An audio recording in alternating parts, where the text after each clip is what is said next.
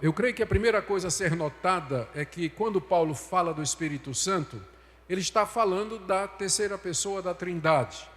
Embora a metáfora que ele esteja usando aqui, enchei-vos do Espírito, possa sugerir que o Espírito Santo é um líquido celestial e que nós somos grandes reservatórios dentro dos quais Deus derrama esse líquido que é o Espírito Santo, ele na verdade é visto, é entendido e crido como um ser pessoal. O Espírito Santo é pessoal.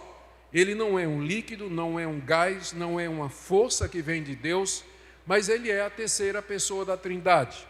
Isso aqui é importante porque tem pregadores e pastores que falam e pregam como se eles tivessem domínio sobre o Espírito Santo e pudessem controlar ou manipular o Espírito Santo, tipo jogar o Espírito Santo, soprar o Espírito Santo, como se o Espírito Santo fosse uma coisa.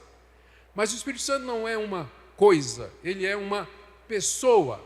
Então, estar cheio do Espírito Santo é estar debaixo do domínio do Espírito Santo e não o contrário.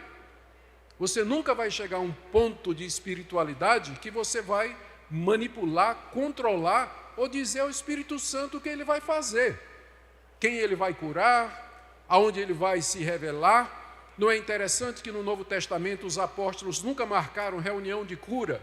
Sabe por quê? Eles não sabiam quando o Espírito Santo ia agir, porque eles não tinham controle sobre o Espírito Santo, eles eram controlados pelo Espírito Santo.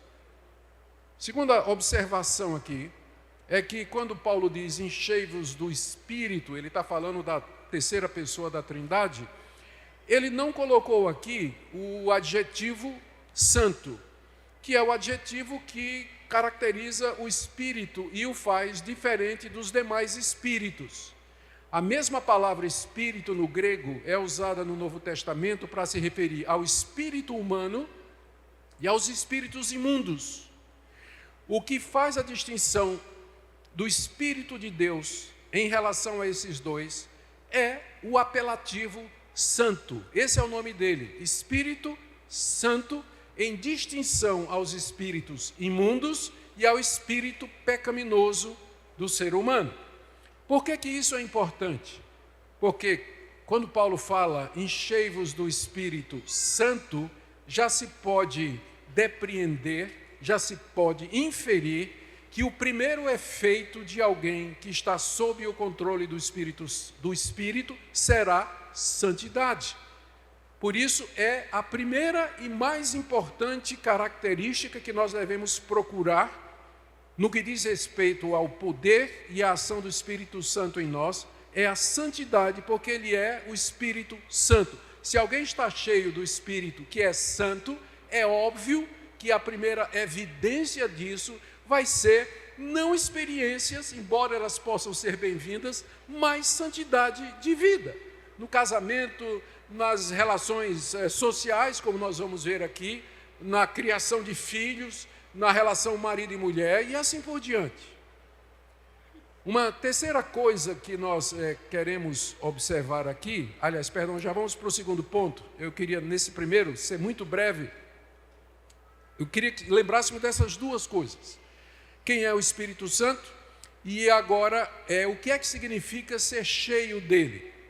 Bom, talvez a melhor maneira da gente entender o que é que Paulo quer dizer aqui com essa expressão, enchei-vos do Espírito Santo, é observando que essa ordem, ela está ligada a uma ordem anterior.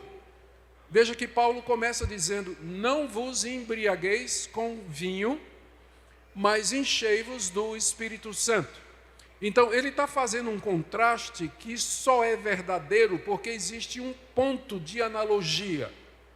Ou seja, ser cheio do Espírito Santo é parecido com ficar bêbado, só que ao contrário. Uma pessoa que está cheia de vinho, ela está bêbada, as suas palavras, suas reações, emoções, decisões, as suas escolhas serão influenciadas pelo álcool, a tal ponto de que no dia seguinte a pessoa nem vai lembrar o que é que ela fez. Fez um monte de besteira, disse um monte de coisa errada, das quais ela vai querer se arrepender depois, mas ela nem lembra porque estava debaixo do domínio do álcool, não é verdade? funciona da mesma forma. Não vos embriagueis com vinho, ou seja, em vez de vocês viverem embriagados com o vinho ou qualquer outra coisa, vocês vivam cheios do Espírito Santo. Portanto, existe um paralelo. E esse paralelo significa que, se você estiver cheio do Espírito Santo, a semelhança da pessoa bêbada, o que você pensar, o que você disser, as suas escolhas, as suas decisões, a sua consciência, tudo estará debaixo da influência e da ação do Espírito Santo. Com uma diferença: quanto mais bêbado você ficar, menos controle você vai ter sobre você.